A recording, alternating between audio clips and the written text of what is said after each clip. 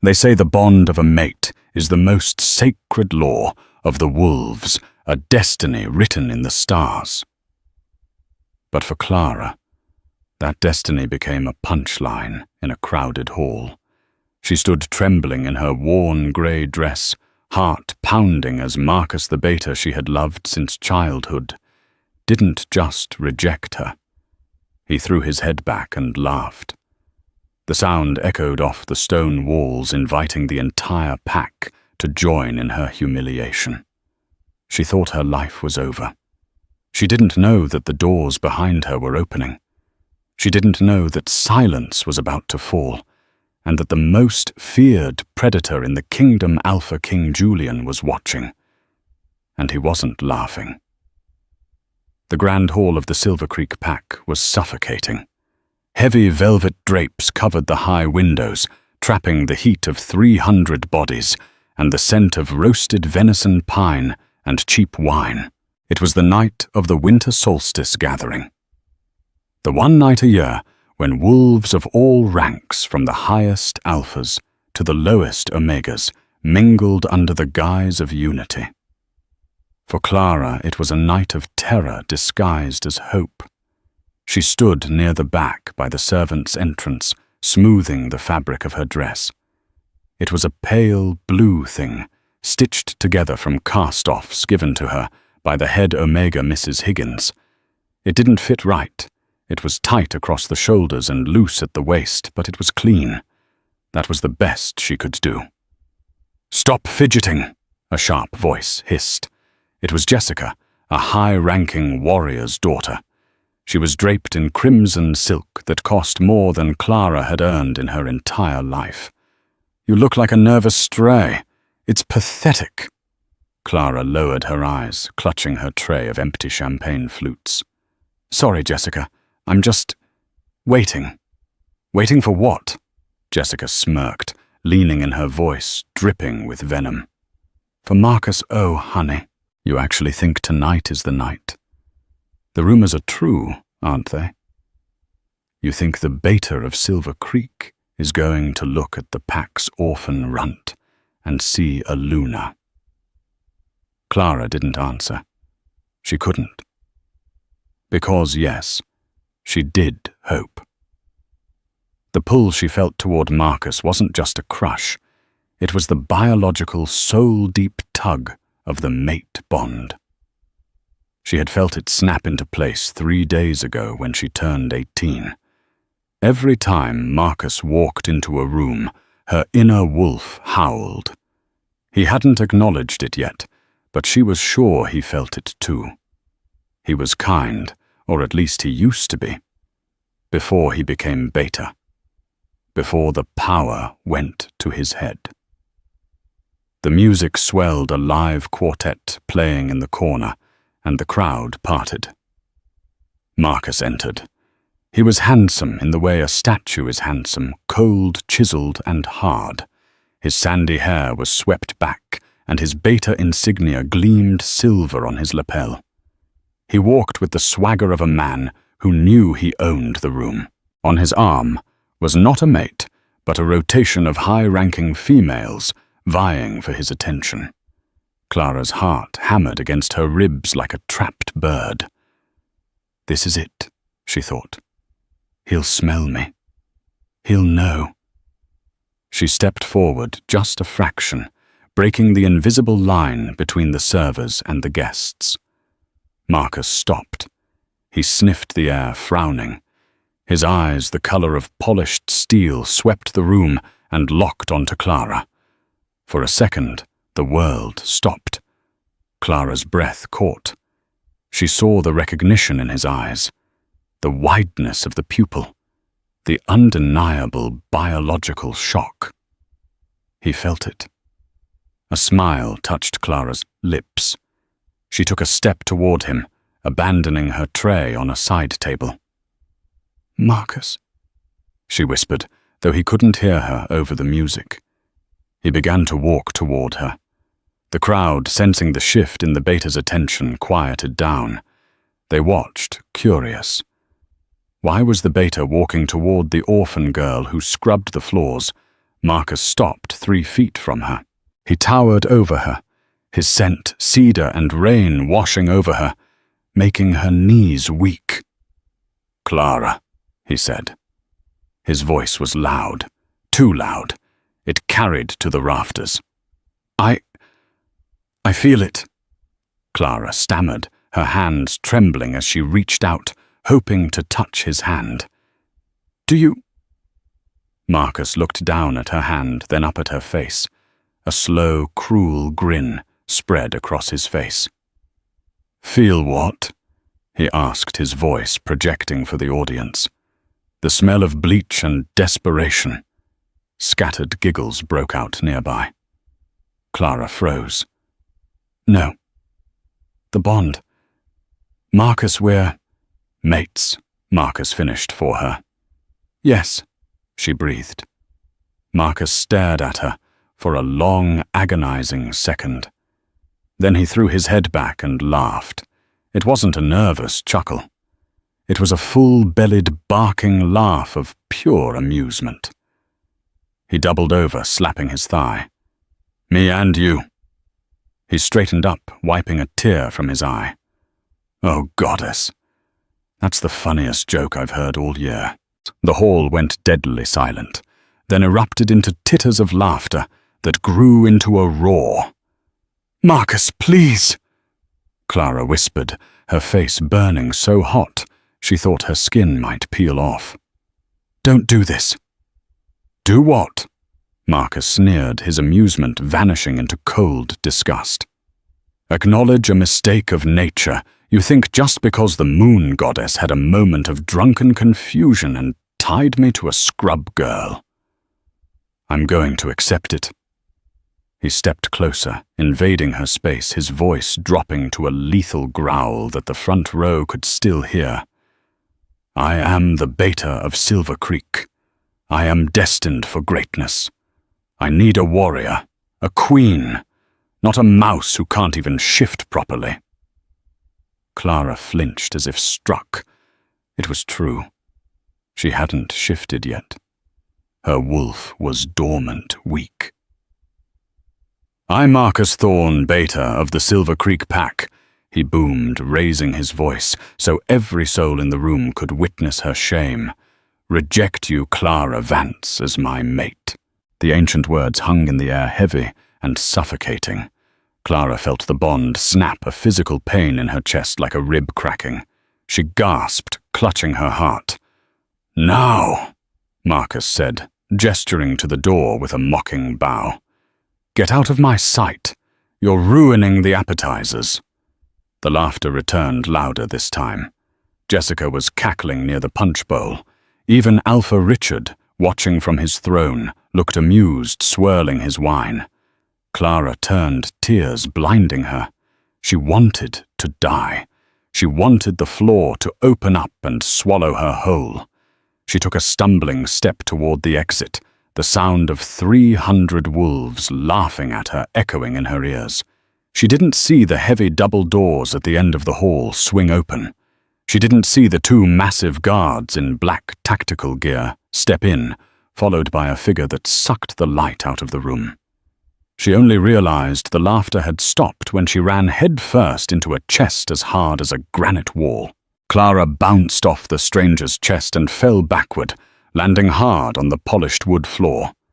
She scrambled back, expecting a scolding, expecting to be kicked while she was down. "I'm sorry," she choked out, wiping her eyes frantically. "I was just leaving. I'm sorry." The stranger didn't move. The silence in the room was different now. It wasn't the silence of anticipation. It was the silence of predator fear. The air pressure seemed to drop. The scent of ozone, lightning, and ancient blood filled the hall, overpowering the cheap perfumes and roasted meat. Clara looked up. The man standing before her was massive. He wore a suit of charcoal grey, tailored to perfection, but it looked like it was barely containing a natural disaster.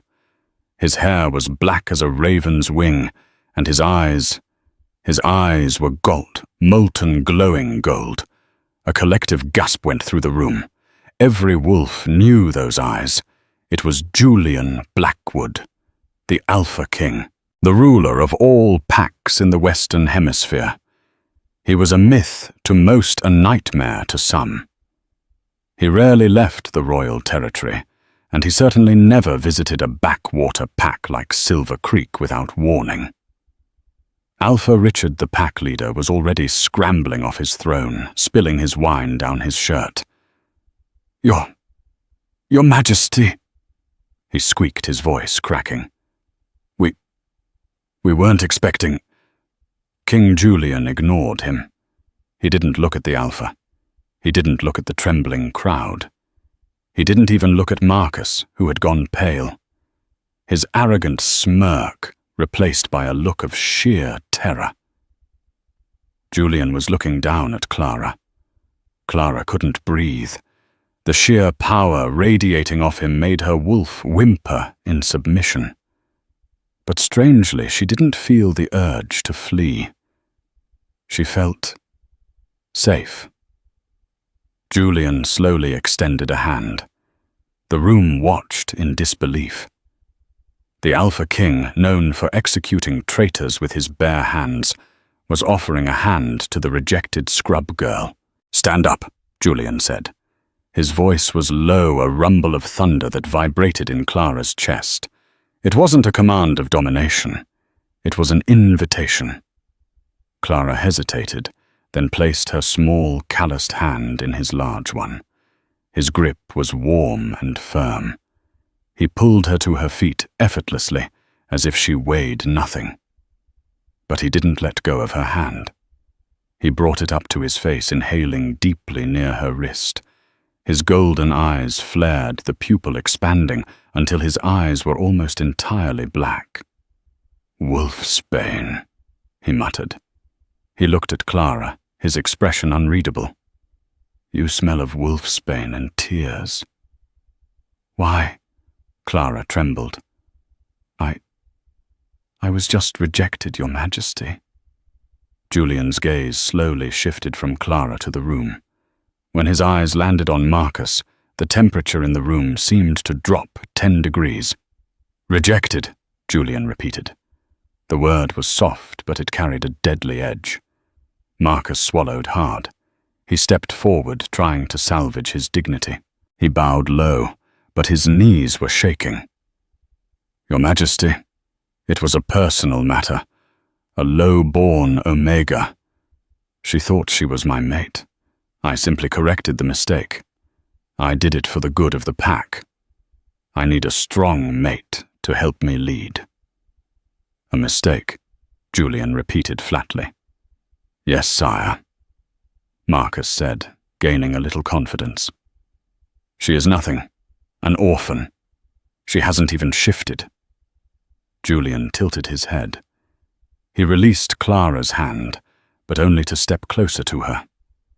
He moved behind her, his large frame completely eclipsing hers, shielding her from the room.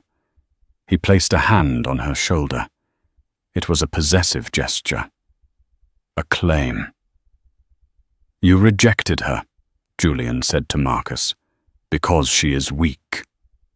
"Yes," Marcus said. "Strength is the way of our kind." "You are a fool," Julian said. The insult rang out like a gunshot. "Sire," Marcus blinked. "I did not come to Silver Creek for your solstice party," Julian said, his voice rising, filling the hall with authority. "I came because my seers felt a disturbance, a dormant bloodline waking up, a power that hasn't been seen in a century." Julian looked down at Clara. "You haven't shifted, little one, not because you are weak, but because your wolf is too strong for a common body to handle without a catalyst." Clara looked up at him wide-eyed. I don't understand." Julian looked back at Marcus. "You laughed at her. I heard it from the driveway. You mocked the gift the moon goddess gave you." "She's just a servant," Marcus protested, though his voice was thin. "She is a lichen," Julian declared. The word shattered the room. A lichen. The ancient ancestors of werewolves. Larger, faster, immortal. The royal bloodline. Impossible, Alpha, Richard whispered from the side. Her parents were nobodies. Her parents were refugees from the northern wars, Julian corrected, hidden to protect her. And you, he pointed a finger at Marcus, you had the rarest gem in the world in your hands, and you threw it in the mud because it didn't shine like cheap glass. Julian turned Clara to face him. He looked into her eyes, and for the first time Clara saw something other than power in his gaze. She saw longing. I have searched for a lichen mate for 200 years, Julian whispered, loud enough only for her to hear. I never thought I would find one in a place like this. He brushed a tear from her cheek with his thumb. Then he looked at her neck, the spot where a mate mark should be. The spot Marcus had refused to bite. He rejected you, Julian said, his voice hardening again as he addressed the room. Which means the bond is severed. Which means you are free. Julian turned his gaze back to Marcus. You wanted to show beta. You wanted to demonstrate your power. Julian unbuttoned his cuffs. I challenge you, the king said. Marcus's eyes bugged out. What no? I can't fight you. You're the king. Not for the throne, Julian said, his lip curling in a snarl. For the insult. You insulted a lichen, and you insulted my potential mate. Gasps echoed. Potential mate. Mark her then.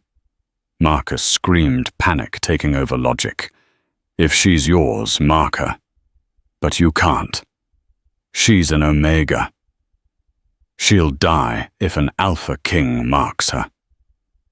It was true. The bite of an Alpha King was toxic to regular wolves. It would burn them from the inside out. Only a true queen, a true equal, could survive it. Julian looked at Clara. Do you trust me? Clara looked at Marcus, who looked terrified and petty. Then she looked at the pack that had mocked her for years. Then she looked at Julian. In his eyes she saw a future. She saw revenge, yes, but she also saw a home. I trust you, she whispered. Julian lowered his head. He brushed his lips against the sensitive skin of her neck, sending shivers down her spine. This will hurt, he murmured, but only for a moment. He sank his teeth into her claiming spot. Clara screamed. The pain was white-hot, like liquid fire being poured directly into her veins. Clara's knees buckled, but Julian caught her holding her upright against his chest. The pack watched in horrified fascination. They expected her to convulse. They expected her to froth at the mouth and die, proving Marcus right that she was just a weak Omega. Jessica covered her mouth, eyes wide. Marcus watched with a sick sort of anticipation, waiting for the girl he rejected to perish. But then the screaming stopped. The fire in Clara's veins didn't burn her out. It ignited something else. Deep in the marrow of her bones, locks were breaking. Chains were shattering. A golden light began to emanate from the bite mark. It spread across her skin, healing the scars on her hands, from years of scrubbing floors filling out her malnourished frame.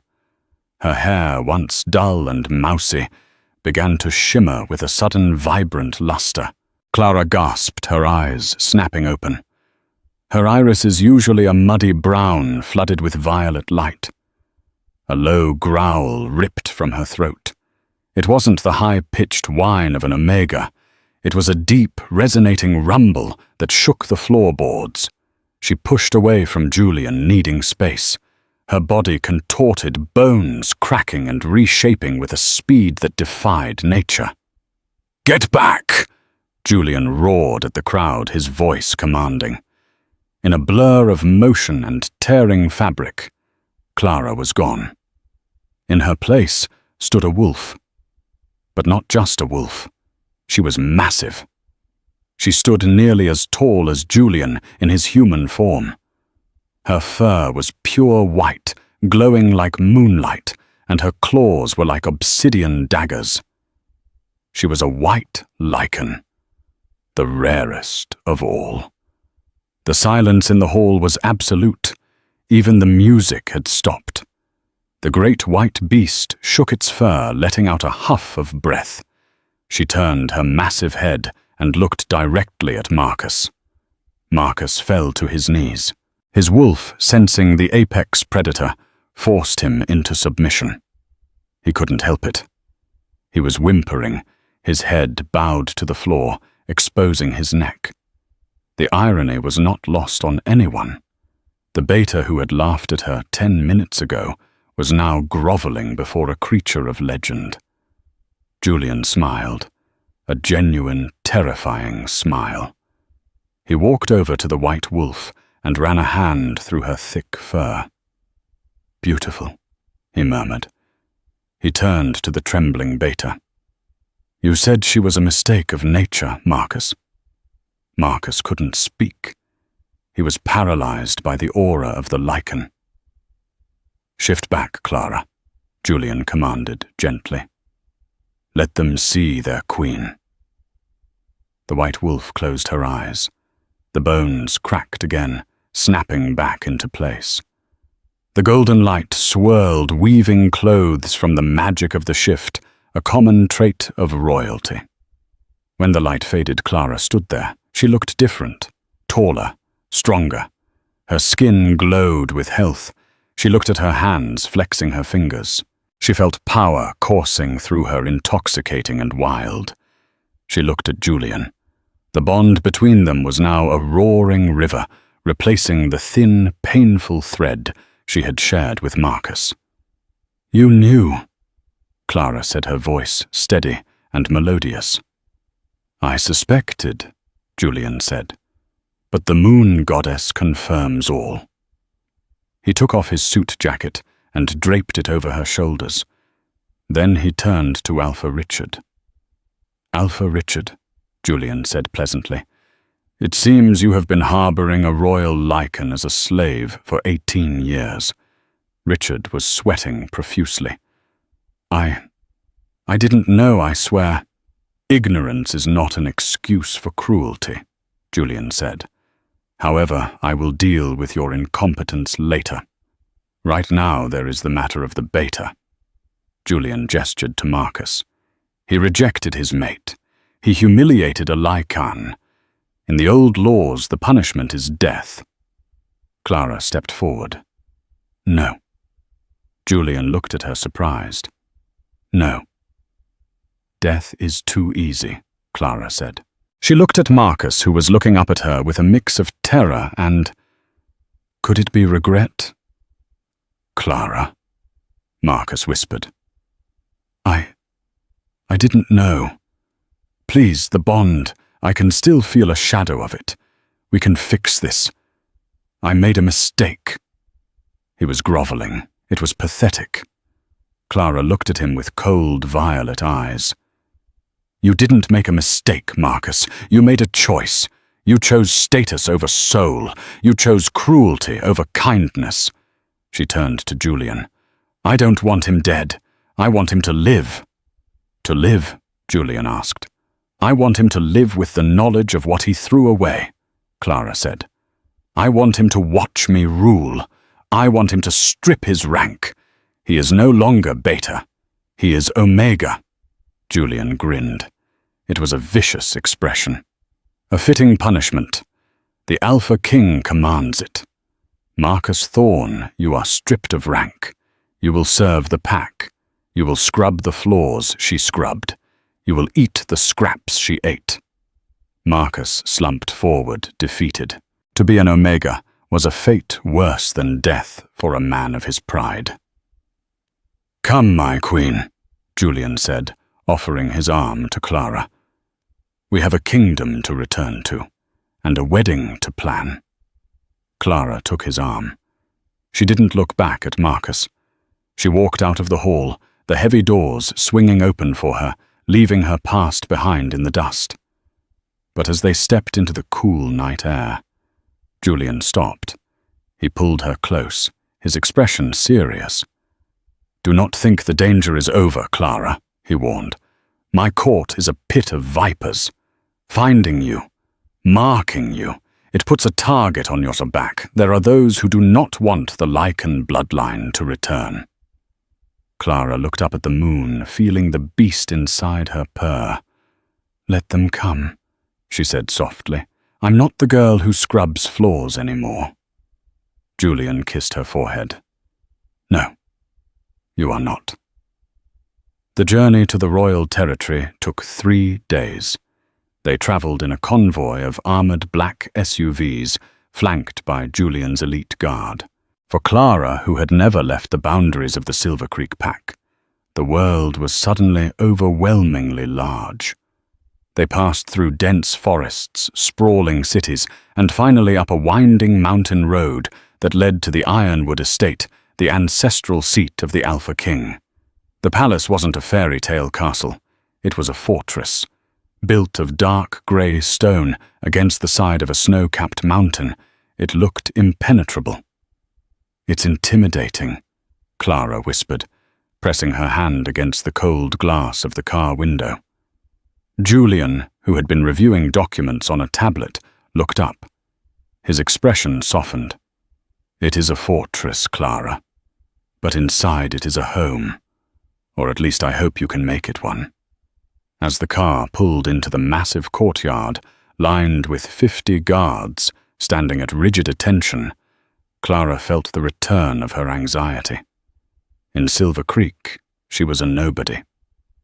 Here she was an anomaly, a scrub girl turned queen. The car door was opened by a stern-faced man with a scar running down his cheek.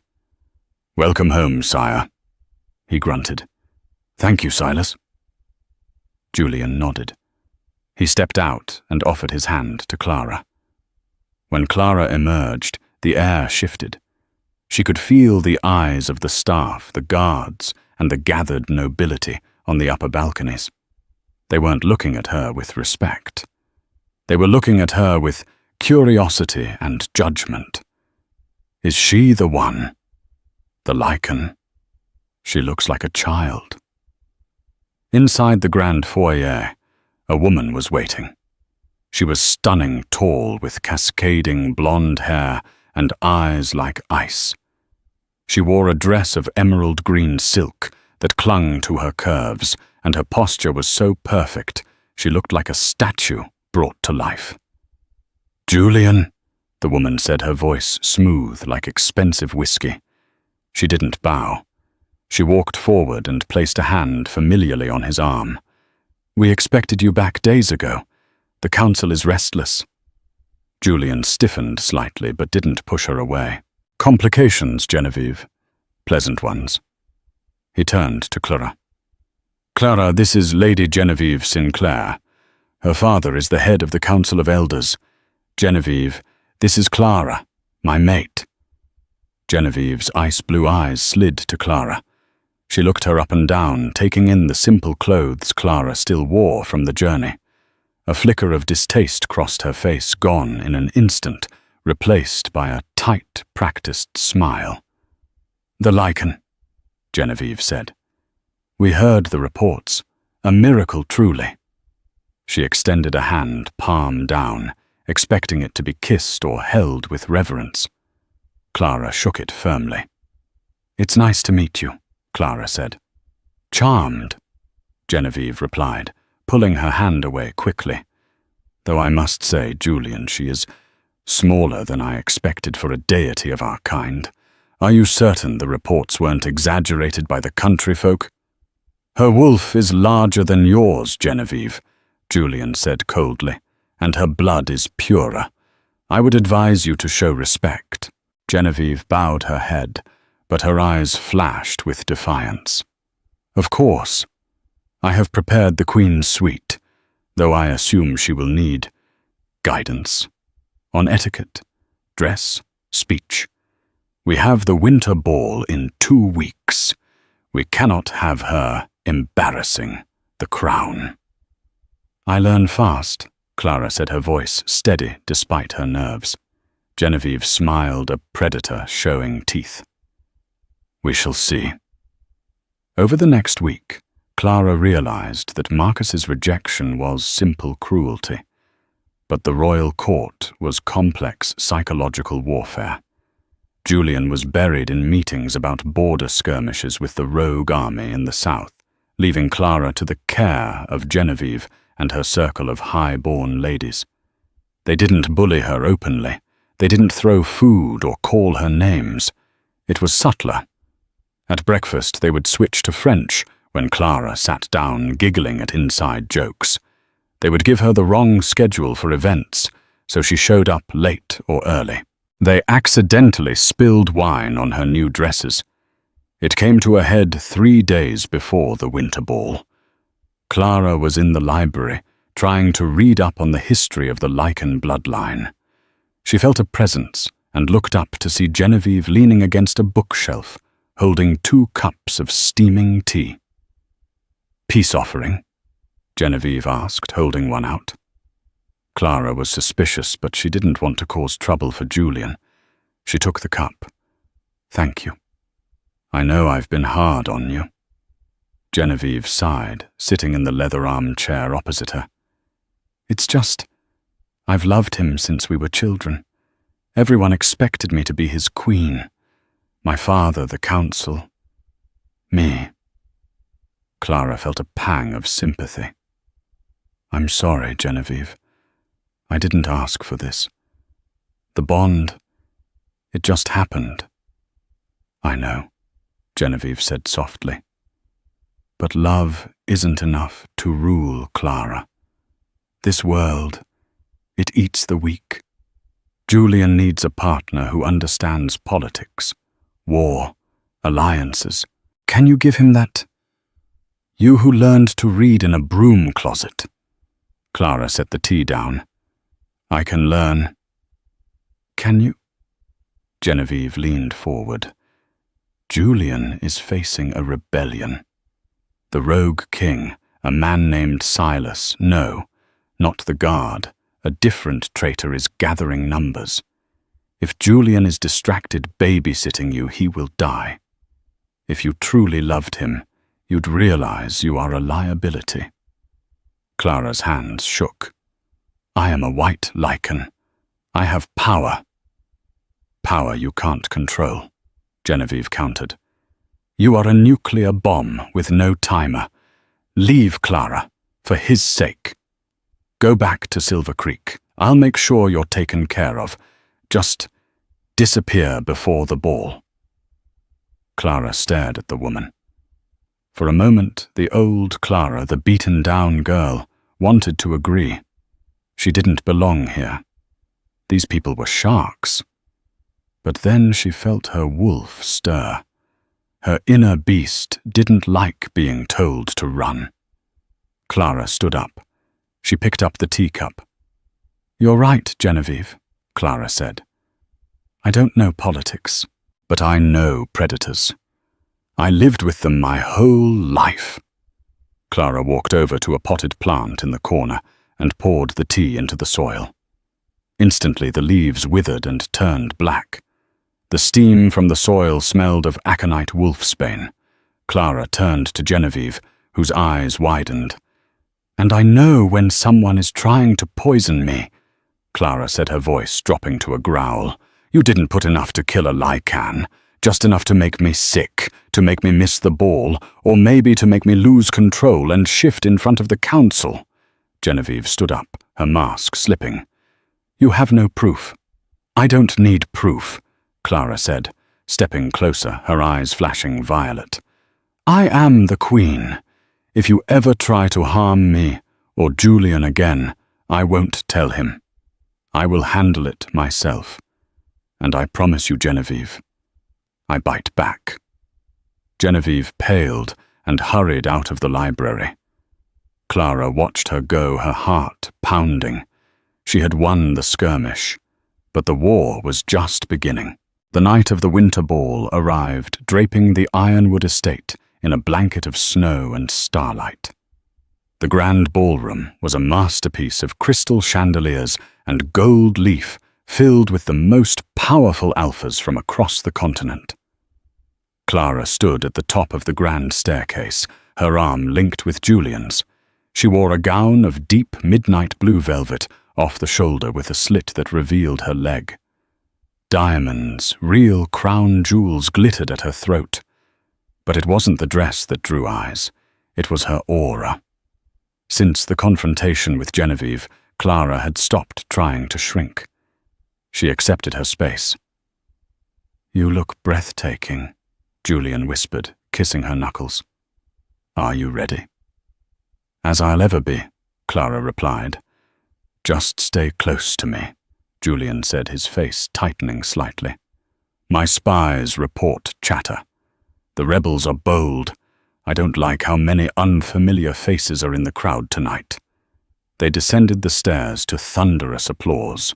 For the first hour, it was a whirlwind of introductions. Alpha this, lady that. Clara played the part perfectly, using the etiquette lessons she had secretly taken from the head housekeeper, a kind woman named Martha. She saw Genevieve across the room wearing red. Genevieve raised a glass to her, a silent acknowledgement of their standoff. Around midnight, Julian was pulled away by Lord Sterling, his royal advisor. "Sire, a word, it's regarding the southern border patrols." "Go," Clara said, squeezing his hand. "I'll be fine. I'll stay with the guards." Julian hesitated, then nodded. "Silas, stay with her." Silas, the scarred head of the guard, stepped to Clara's side.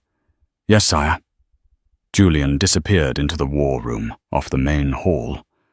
Clara stood by the banquet table sipping water, watching the dancers. "Enjoying the night, my queen?" Silas asked. His voice was gravelly. "It's beautiful," Clara said, "but I feel on edge. Do you smell that?" Silas frowned. "Smell what? Sulfur," Clara said, "and ash." Suddenly, the lights in the ballroom flickered and died. Screams erupted. The emergency lights bathed the room in a dim red glow. "Stay down," Silas barked, reaching for his sidearm. But he didn't aim at the crowd. He turned and aimed at Clara. Clara's reflexes, honed by her lichen blood, saved her.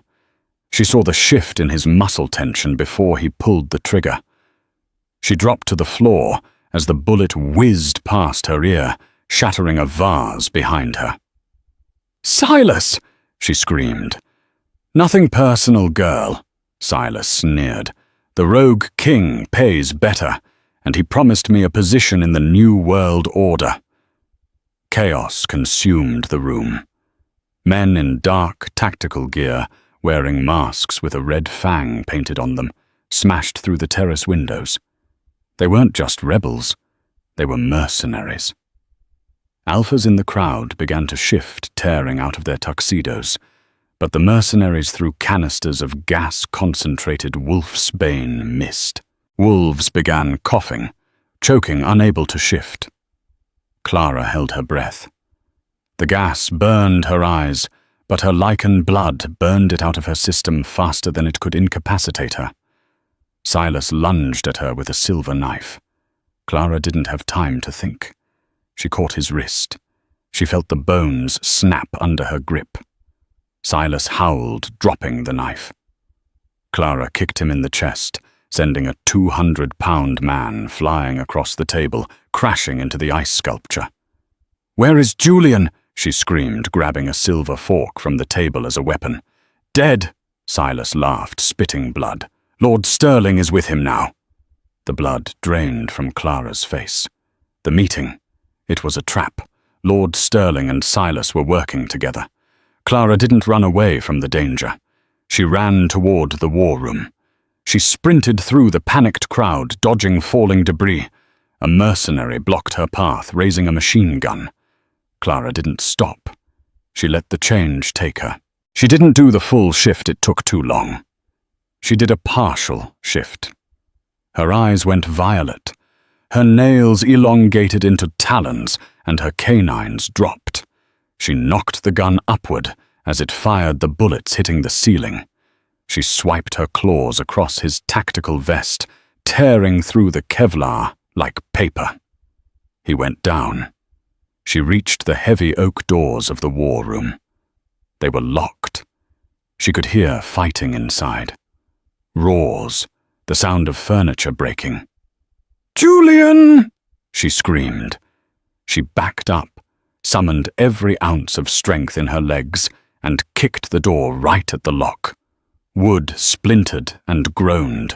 She kicked again. The door gave way. The scene instead was a nightmare. Julian was in his half-shifted form, monstrous, terrifying, fighting off 3 attackers. But Lord Sterling stood in the corner holding a strange device, a scepter pulsating with purple light. Every time Julian lunged, Sterling pointed the scepter, and Julian was hit with a wave of energy that brought him to his knees. It was a suppressor artifact, ancient magic, forbidden for centuries. "Give it up, Julian," Sterling shouted. His face twisted in madness. "Your reign is over. The age of the lichen is a myth we are ending tonight." Julian was bleeding from a dozen wounds. He roared, trying to stand, but the light hit him again, forcing him down. Sterling noticed Clara in the doorway. "Ah, the little stray. Good. We can end the bloodline right here." He turned the scepter toward Clara. The beam of purple light shot across the room. Clara didn't dodge. She couldn't. The beam hit her square in the chest. Sterling smiled, expecting her to collapse. But Clara didn't fall. She stood there, her feet planted. The purple energy swirled around her, crashing against her skin, but instead of crushing her, she was absorbing it. Her white dress began to disintegrate, replaced by fur. The energy fed her. Her lichen nature wasn't just physical strength, it was magic. She was a conduit. "Impossible." Sterling gasped. Clara opened her mouth and let out a sound that wasn't a roar. It was a sonic boom. The windows of the war room shattered. The mercenaries, covering their ears, fell to the ground, bleeding. The scepter in Sterling's hand cracked, then exploded. Julian released from the pressure, didn't waste a second. He lunged at the nearest mercenary, tearing his throat out. Clara fully shifted into the white wolf, now leaped across the room, pinning Sterling to the wall. She bared her teeth at his face, drool dripping onto his expensive suit. "Don't kill him," Julian roared, his voice human again. Clara froze, her jaws inches from Sterling's jugular. "We need him alive," Julian panted, wiping blood from his eyes. "We need to know where the base is." Clara huffed, frustrated, but she obeyed. She slammed Sterling's head against the wall, knocking him unconscious. The room fell silent, save for the heavy breathing of the 2 wolves. Julian walked over to Clara. He placed his bloody hands on her white fur. "You saved me," he whispered, pressing his forehead against her snout. Clara shifted back, shivering in the cold air, naked amidst the ruins of the room. Julian immediately stripped off his tattered jacket and wrapped her in it. "Sterling and Silas," Clara said, her voice shaking. "They said the rogue king is coming."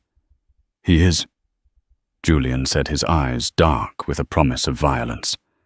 "This was just the opening move. They wanted to decapitate the leadership before the invasion." He walked to the window and looked out at the burning courtyard below. "We are at war, Clara." The aftermath of the Winter Ball massacre, as the press called it, changed everything. The Ironwood estate was on lockdown. Martial law was declared across the royal territory. Interrogating Sterling had been difficult. He was a fanatic. But Clara had found a way.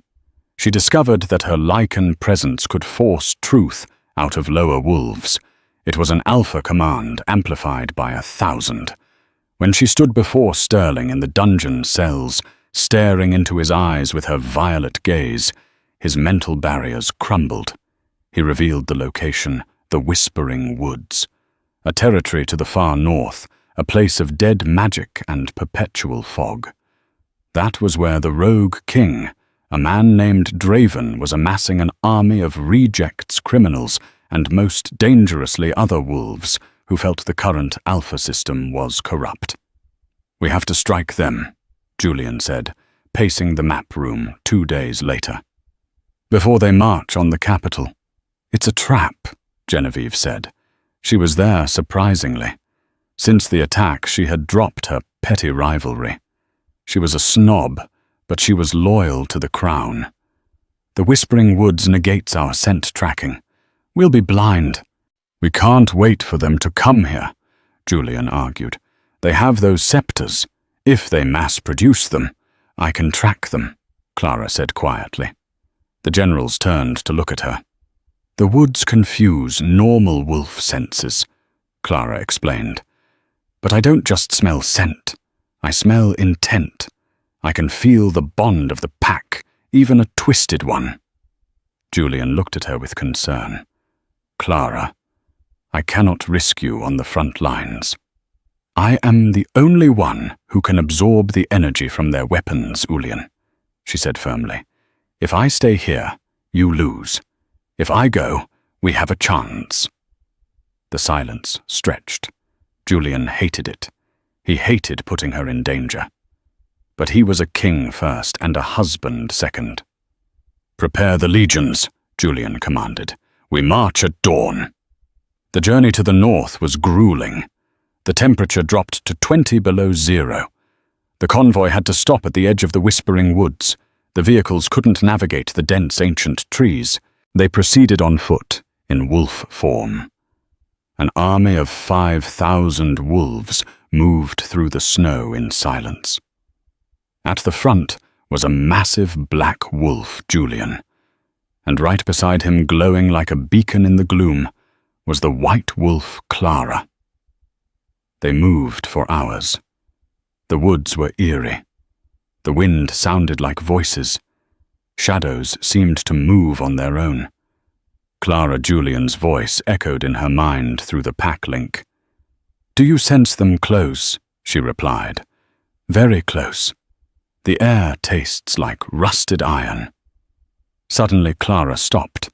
Her ears swiveled. "Stop!" she screamed into the link. The army halted. It's not a camp, Clara realized. It's an ambush. From beneath the snow, hundreds of figures erupted. They had buried themselves waiting. "Ambush!" the generals roared. The battle was instant and chaotic. The rogue wolves were feral, driven by madness and drugs. They threw themselves at the royal guard, with no regard for their own lives. Clara fought back to back with Julian. She was a blur of white death. She wasn't as trained as the soldiers, but she was faster, stronger. One swipe of her paw sent enemies flying into trees, but there were too many of them. And then the heavy artillery arrived. From the ridge above, men appeared holding larger versions of the scepter Sterling had used. Cannons of purple light. They fired. Explosions of suppression energy rocked the valley. Royal wolves fell forced out of their shifts, vomiting blood. "Retreat!" Julian roared. "Fall back to the tree line." "No!" Clara shouted. "If we retreat, they'll slaughter us." She looked up at the ridge. She saw him. A man standing on a rock watching the carnage. He wore a coat made of alpha pelts. Draven, the rogue king. He locked eyes with her and smiled. He held up a hand, and the gunners aimed all their weapons at Julian. Clara saw it happen in slow motion, the purple lights charging up. Julian was busy fighting 3 rogues. He didn't see the ridge. "Julian!" Clara didn't think. She broke formation. She didn't run away. She ran up. She scrambled up the cliff-face claws, digging into the frozen rock. "Focus fire on the white wolf!" Draven screamed. The cannons turned toward her. "Clara, no." Julian howled, trying to reach her. Clara crested the ridge. She was alone against 50 gunners and the rogue king. The cannons fired. A wall of purple energy slammed into her. It was too much. It was agonizing. It felt like her molecules were being torn apart. She screamed a sound that shook the snow from the trees. She tried to absorb it, but there was too much power. She fell to her knees. Her white fur was singed. She shifted back to human form, naked and shivering in the snow, bleeding from her nose and ears. Draven walked up to her. He was a giant of a man, scarred and ugly. He grabbed her by the hair and yanked her head back. "So this is the savior," Draven spat. "Pretty, but mortal." He pulled a knife, a blade made of pure black obsidian. "Julian!" Draven shouted over the cliff edge to the valley below. "Surrender, or I carve her heart out right now." Below, the fighting stopped. Julian stood in the snow, surrounded by enemies. He looked up, his face a mask of absolute despair. "Don't do it, Julian," Clara choked out. "Drop your weapons," Draven commanded. "Kneel." Julian looked at Clara. He saw the knife at her throat. Slowly, agonizingly, the Alpha King dropped his sword. He fell to his knees in the snow. "Good." Draven smiled. He looked down at Clara. "You see, love is a leash." He didn't let her go. He signaled his men. "Cuff him. Cuff them all. We're taking the king and his pet back to the citadel. Tonight we feast on royal blood." A heavy sack was thrown over Clara's head. The last thing she heard was Julian's roar of fury being cut short by the blow of a rifle butt. Darkness took her. Clara woke to the smell of rust and damp earth. She was chained to a stone pillar in the center of a cavernous underground arena. The citadel wasn't a castle. It was a hollowed-out mountain, a grim monument to Draven's stolen power. Around her, the jeers of hundreds of rogue wolves echoed off the walls. They were baying for blood. Across the arena, Julian was chained to the opposite wall. He was beaten, his face swollen, his chest heaving. Heavy iron collars, ruined with suppression magic, clamped around his neck and wrists, keeping his wolf locked deep inside. "Look at them," Draven's voice boomed. He stood on a raised dais, speaking into a microphone. "The great Alpha King, and his pet." Draven hopped down into the arena, twirling the obsidian knife. "Tonight we break the lineage. Tonight I drink the heart blood of the white lichen, and become a god." He walked toward Clara. "Clara," Julian rasped, straining against his chains. "Don't look at him. Look at me." Clara lifted her head. She looked at Julian. In his eyes, she didn't see defeat. She saw a fierce, burning love. And in that connection she felt something. The suppression collars around her neck were humming. They were powered by the same energy as the scepters. Energy. Clara closed her eyes. Throughout her life she had been a sponge, absorbing abuse, absorbing pain. At the ball she had absorbed the blast. "I am not a battery," she thought. "I am a storm." "Any last words, girl?" Draven sneered, placing the tip of the knife against her sternum. Clara opened her eyes. They weren't just violet anymore. They were blinding white. "Yes," she whispered. "Run." Draven frowned. "What?" Clara screamed. But it wasn't a scream of fear. She pulled on the energy inside the collar. She didn't fight it. She drank it. The runes on the iron glowed blindingly hot, then shattered.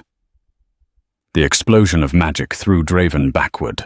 Clara fell to the ground, free. But she didn't stop there. She reached out with her mind, finding the frequency of Julian's chains. "Break," she commanded. Across the arena, Julian's chains snapped like twigs. The king roared at the sound, shaking dust from the ceiling. He shifted mid-air, his massive black wolf form tearing through the remnants of his restraints. The arena erupted into chaos. The rogue spectators scrambled as the black wolf and the white wolf stood side by side in the center of the pit. "Kill them!" Draven shrieked, scrambling to his feet. "Kill them all!" 50 guards poured into the arena. It wasn't a battle, it was a massacre. Julian was a whirlwind of shadow and teeth tearing through the guards with centuries of pent-up rage. Clara was the light moving with supernatural speed, her claws flashing like lightning. Every time a guard tried to use a suppression baton, she simply touched it, drained it, and blasted the energy back at them. Finally, only Draven remained. He backed away, clutching his obsidian knife. "I am the king," he screamed. "I am the future!" Julian growled, stepping forward, but Clara chuffed softly. She nudged Julian back. "He is mine," she linked. Clara shifted back to human form. She stood naked, covered in the blood of her enemies, glowing with ethereal power. She walked toward Draven. Draven lunged the knife, aiming for her throat. Clara caught his wrist. She didn't flinch. She squeezed. The sound of bones crumbling echoed in the silent arena. Draven screamed, dropping the knife. "You are no king," Clara said, her voice echoing with the power of the Lycan ancestors. "You are just a bully, and I am done with bullies." She placed a hand on his chest. A pulse of pure white light fired from her palm, stopping his heart instantly. Draven fell back, eyes wide, dead before he hit the ground. The remaining rogues in the stands fell silent. Then slowly, one by one, they dropped to their knees. They bared their necks. Submission. Julian shifted back to human form. He walked to Clara, pulling her into his arms, burying his face in her neck. "Long live the Queen," he whispered. 3 months later. The Silver Creek Pack Hall was much cleaner than it used to be. The floors sparkled. Marcus wiped sweat from his forehead. His back ached. He dipped the rag into the bucket of soapy water and continued scrubbing the entrance hall. "Mr. Spot Omega," a guard said, walking by and kicking the bucket over. Marcus didn't growl. He didn't fight back. He just sucked and went to refill the bucket. This was his life now. The heavy doors swung open. Marcus froze. He knew that scent. King Julian and Queen Clara walked in. They were there for the annual inspection. Clara looked radiant in a white suit, her belly showing the slightest bump of pregnancy. She radiated power and peace. She stopped when she saw Marcus on his knees, covered in soapy water. The entire hall held its breath. Marcus looked up. He expected her to gloat. He expected her to laugh, just as he had laughed at her. Clara looked at him. She looked at the man who had broken her heart, and in doing so had given her the world. "Hello, Marcus," she said softly. "My queen." Marcus choked out, bowing his head to the floor. Clara didn't laugh. She didn't mock him. She simply stepped around him. "Come, Julian," she said, taking her mate's hand. "We have a future to build. We don't have time for the past." She walked away, leaving Marcus in the puddle of his own making, realizing that the greatest punishment wasn't cruelty. It was indifference. She had moved on. She was a queen. And he was just a memory. What a journey. From a rejected servant girl laughed at in a crowded hall to the most powerful Lycan queen in history. Clara's story reminds us that sometimes the worst moments of our lives, the rejections, the failures, the heartbreaks, are actually just redirections to our true destiny. Marcus thought he was burying her, but he didn't realize she was a seed. I hope you enjoyed this dramatic werewolf romance saga. If you felt that satisfaction when Clara finally stood up to her bullies, or if you cheered when Draven was defeated, please give this video a thumbs up. It really helps the channel grow. What would you have done if you were Clara? Would you have forgiven Marcus, or did he get exactly what he deserved? Let me know your thoughts in the comments below. And don't forget to subscribe and hit that notification bell so you never miss out on the next thrilling story. Until next time.